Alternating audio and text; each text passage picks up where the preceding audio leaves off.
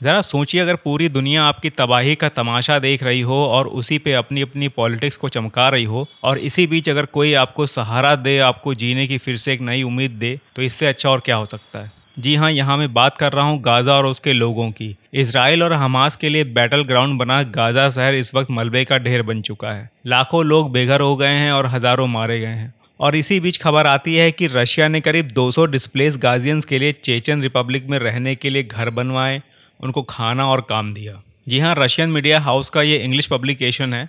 यहाँ लिखा है, over 200 Palestinian displaced from Gaza have been given apartments in the newly built neighborhood of Grozny, the capital of Russian Muslim majority Chechen Republic। अच्छा, मुझे ताज्जुब हुआ ये देखकर कि इस न्यूज़ को बहुत ज़्यादा कवरेज नहीं मिला।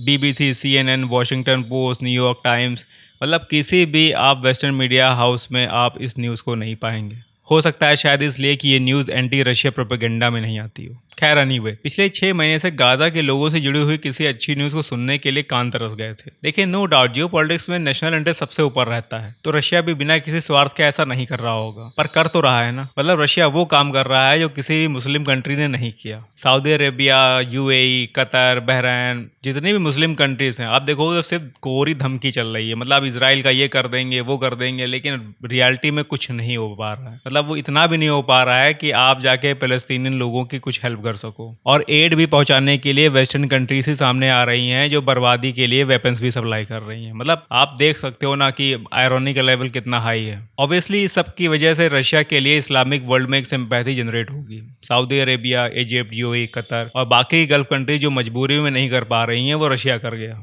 तो कहीं ना कहीं रशिया के लिए इन गल्फ कंट्रीज के ऊपर एक मॉरल ऑब्लिगेशन डेवलप होता है। इसके बाद पब्लिक प्रेशर में या खुद शर्म के मारे ये सब कंट्रीज रशिया के साथ पार्शली ही सही बट ट्रेड रिज्यूम करेंगी, और इस सबसे अपने ऊपर लगे वेस्टर्न सैंक्शंस को रशिया काफी हद तक कम कर पाएगा। और शायद रशिया का भी यही स्वार्थ है। फिलहाल 100 बात की एक बात, जियो पॉलिटिक्स में कुछ भी हो, पर पुतिन अपने लिए फैन फॉलोइंग्स तो बढ़ा ही रहे हैं। तो फिलहाल के लिए इतना ही। India stands with Russia. जय हिंद।